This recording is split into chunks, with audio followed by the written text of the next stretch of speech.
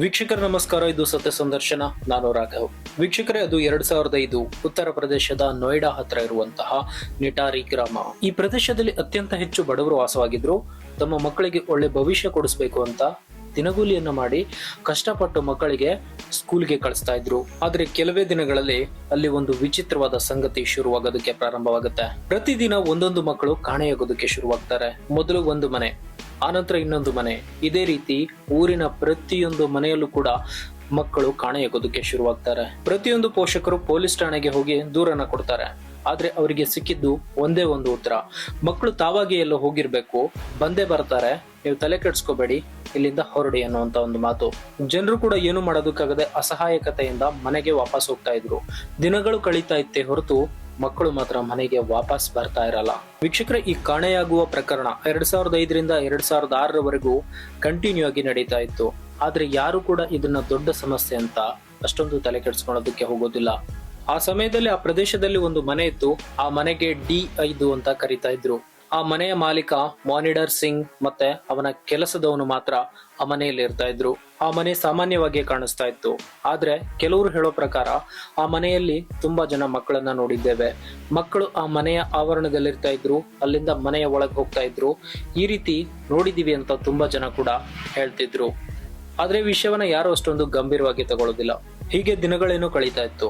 ಆದ್ರೆ 2006 ಡಿಸೆಂಬರ್ ತಿಂಗಳಿನಲ್ಲಿ ಇಡೀ ಊರಿನ ಜನರೇ ಬೆಚ್ಚಿ ಬೀಳುವಂತ ಒಂದು ವಿಷಯ ಹೊರಗಡೆ ಬಂತು. 2006 ಡಿಸೆಂಬರ್ 21 ಆವತ್ತಿನ ದಿನ ಅಲ್ಲಿರುವಂತ ಒಂದು ಕಾಲುವೆಯನ್ನ ಸ್ವಚ್ಛಗೊಳಿಸಬೇಕು ಅಂತ ಎಲ್ಲ ಕಾರ್ಮಿಕರು ಬಂದಿದ್ರು. ವೀಕ್ಷಕರೇ, ಅಲ್ಲಿ ಮಣ್ಣಿನೊಳಗಡೆ ಮನುಷ್ಯನ ತಲೆಬುರುಡೆಗಳು ಮತ್ತೆ ದೇಹದ ಎಲುಬುಗಳು, ಅದೇ ರೀತಿ ಮನುಷ್ಯನ ಮಾಂಸದ ತುಂಡುಗಳು ಕೂಡ ಸಿಗೋದಕ್ಕೆ ಪ್ರಾರಂಭ ಆಯ್ತು.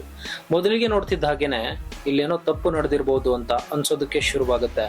ಆದ್ರೆ ಇನ್ನು ಹೆಚ್ಚಿಗೆ ಕಾಲುವೆಯನ್ನ ತೋಡಿದಾಗ ಹಲವಾರು ಮನುಷ್ಯನ ಅವಶೇಷಗಳು ಸಿಗೋದಕ್ಕೆ ಪ್ರಾರಂಭ ಆಗುತ್ತೆ. ಈ ಒಂದು ವಿಷಯ ಆಗ ಕ್ಷಣಾರ್ಥದಲ್ಲೇ ಎಲ್ಲಾ ಕಡೆ ಸದ್ದು ಮಾಡಿತ್ತು.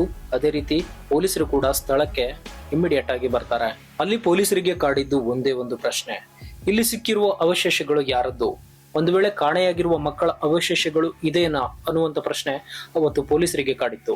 ಅಲ್ಲಿಂದ ಗಂಭೀರವಾಗಿ ತನಿಖೆಯನ್ನ ಆರಂಭ ಮಾಡ್ತಾರೆ. ಪೊಲೀಸರು ಆ ಒಂದು ಮನೆಯ ಹತ್ರ ಗಮನವನ್ನ ಹರಿಸ್ತಾರೆ. ಆ ಮನೆಯ ಮಾಲೀಕ ಮತ್ತು ಆ ಮನೆಯ ಕೆಲಸದವನು ಇಬ್ಬರನ್ನು ಕೂಡ ಬಂಧಿಸ್ತಾರೆ. ವೀಕ್ಷಕರೇ, ಪೊಲೀಸರ ತನಿಖೆಯ ನಂತರ ಬಂದಂತ ಹೇಳಿಕೆಗಳನ್ನ ಕೇಳಿ ಅಲ್ಲಿನ ಜನರು ಬೆಚ್ಚಿ ಬಿದ್ದಿದ್ರು. ಸುರೇಂದ್ರ ಕೋಲಿ ತನಿಖೆಯಲ್ಲಿ ಏನ್ ಹೇಳ್ತಾನೆ ಅಂದ್ರೆ, ಪ್ರತಿಯೊಂದು ಮಕ್ಕಳನ್ನ ಆಕರ್ಷಿಸಿ ಆ ಮನೆಗೆ ಕರೆ ತರ್ತಾ ಇದ್ದೆ. ಆ ನಂತರ ಅವರನ್ನ ಕೊಂದು ದೇಹವನ್ನ ತುಂಡು ತುಂಡಾಗಿ ಮಾಡಿ ಅದನ್ನ ಕಾಲುವೆಗೆ ಬಿಸಾಕ್ತಾ ಇದ್ದೆ ಅಂತ ಒಂದು ಹೇಳಿಕೆಯನ್ನ ಕೊಡ್ತಾನೆ. ಈ ಒಂದು ಹೇಳಿಕೆಯನ್ನ ಕೇಳಿ ಪೊಲೀಸರು ಕೂಡ ಬೆಚ್ಚು ಬೀಳ್ತಾರೆ. ಈ ವಿಷಯವನ್ನ ಕೇಳಿದಂತ ಪೊಲೀಸರು ಇದು ಸಾಮಾನ್ಯವಾದ ಅಪರಾಧ ಅಲ್ಲ ಅನ್ನೋ ನಿರ್ಧಾರಕ್ಕೆ ಬರ್ತಾರೆ. ಆದ್ರೆ ಈ ಪ್ರಕರಣದ ಬಗ್ಗೆ ಹಲವಾರು ಪ್ರಶ್ನೆಗಳು ಕೂಡ ಹೇಳುತ್ತೆ. ಕೆಲವರು ಹೇಳೋ ಪ್ರಕಾರ ಮನುಷ್ಯನ ಅಂಗಾಂಗಗಳನ್ನ ಸಪ್ಲೈ ಮಾಡೋದ್ರ ಸಲುವಾಗಿ ಈ ತರ ಮಾಡ್ತಾ ಇದ್ರು. ಕಿಡ್ನಿ, ಹಾರ್ಟ್ ಗಳನ್ನ ಅವನು ಬ್ಲಾಕ್ ಅಲ್ಲಿ ಮಾರೋ ಸಲುವಾಗಿ ಈ ತರ ಮಾಡ್ತಾ ಇದ್ನ ಅಂತ ಸುಮಾರಷ್ಟು ಅನುಮಾನಗಳು ಕೂಡ ಅಲ್ಲಿ ವ್ಯಕ್ತಪಡಿಸ್ತಾರೆ. ಆದ್ರೆ ಯಾವುದು ಕೂಡ ಸಾಬೀತಾಗೋದಿಲ್ಲ. ನಂತರ ಈ ಒಂದು ಪ್ರಕರಣ ನ್ಯಾಯಾಲಯದ ಮೆಟ್ಟಿಲೇರುತ್ತೆ. 2007ರಿಂದ ಹಲವಾರು ಪ್ರಕರಣಗಳು ದಾಖಲಾಗುತ್ತೆ. ನಂತರ ನ್ಯಾಯಾಲಯ ಈ ಸುರೇಂದ್ರ ಕೋಲಿಗೆ ಮರಣದಂಡನೆಯನ್ನು ಕೂಡ ವಿಧಿಸುತ್ತೆ. ಆದ್ರೆ ಮನೆಯ ಮಾಲೀಕ ಮನೇಂದರ್ ಸಿಂಗ್ ಹಲವಾರು ಪ್ರಕರಣಗಳ ನಂತರ ಕೊನೆಗೂ ಜೈಲಿಂದ ಹೊರಗಡೆ ಬರ್ತಾನೆ. ಈ ಒಂದು ಪ್ರಕರಣ ಹಲವಾರು ವರ್ಷಗಳ ಕಾಲ ನ್ಯಾಯಾಲಯದಲ್ಲಿ ನಡೀತಾನೆ ಇತ್ತು. ಮೇಲ್ಮನವಿ ತೀರ್ಪು ಮತ್ತು ವಿಚಾರಣೆ ನಡೀತಾ ಇತ್ತು. ಆದ್ರೆ 2023ರಲ್ಲಿ ಒಂದು ಮಹತ್ವದ ತೀರ್ಪು ಹೊರಗಡೆ ಬರುತ್ತೆ. ಅಲಹಾಬಾದ್ ಹೈಕೋರ್ಟ್ ಸಾಕ್ಷಿಗಳು ದೃಢವಾಗಿಲ್ಲ ಅಂತ ಹೇಳಿ ಈ ಇಬ್ಬರನ್ನು ಕೂಡ ಬಿಡುಗಡೆ ಮಾಡುತ್ತೆ. ಇದಾದ ಮೇಲೆ ಜನರಲ್ಲಿ ಒಂದೇ ಒಂದು ಪ್ರಶ್ನೆ ಉಳಿದಿದ್ದು: ಹಾಗಾದ್ರೆ ಅಷ್ಟು ಕೊಲೆಗಳನ್ನ ಮಾಡಿದ್ದು ಯಾರು? ಅಷ್ಟು ಮಕ್ಕಳ ಜೊತೆ ನಿಜಕ್ಕೂ ಆಗಿದ್ದೇನು? ಈ ಎಲ್ಲ ಪ್ರಶ್ನೆ ಜನರನ್ನ ಕಾಡೋದಕ್ಕೆ ಶುರುವಾಯ್ತು. ವೀಕ್ಷಕರ, ಜನ ಹೇಳೋದೇನಂದ್ರೆ ಇದು ಒಂದು ಪ್ರಕರಣ ಅಲ್ಲ, ಒಂದು ನಿರ್ಲಕ್ಷ್ಯ ಅಂತ ಹೇಳ್ತಾರೆ. ಇಂದಿಗೂ ಕೂಡ ಈ ಒಂದು ಕೇಸ್ ಮಿಸ್ಟ್ರಿಯಾಗಿ ಉಳಿದಿದೆ. ಹಾಗಾದ್ರೆ ಅಷ್ಟು ಜನರನ್ನ ಕೊಂದಿದ್ಯಾರು? ಆ ಮುಗ್ಧ ಮಕ್ಕಳ ಸಾವಿಗೆ ನ್ಯಾಯ ಸಿಗ್ಲೇ ಇಲ್ಲ. ಅಷ್ಟು ಕೊಲೆಗಳನ್ನ ಮಾಡಿದ್ಯಾರು ಅನ್ನೋಂಥದ್ದು ಕೊನೆಗೂ ಕೂಡ ಬಯಲಾಗ್ಲಿಲ್ಲ. ಈ ಒಂದು ವಿಷಯನ ಈಗ್ಲೂ ಕೂಡ ಜನ ನೆನಪಲ್ಲಿ ಇಟ್ಕೊಂಡಿದ್ದಾರೆ. ಇದ್ರ ಬಗ್ಗೆ ಈಗ್ಲೂ ಕೂಡ ಮಾತಾಡ್ತಾರೆ.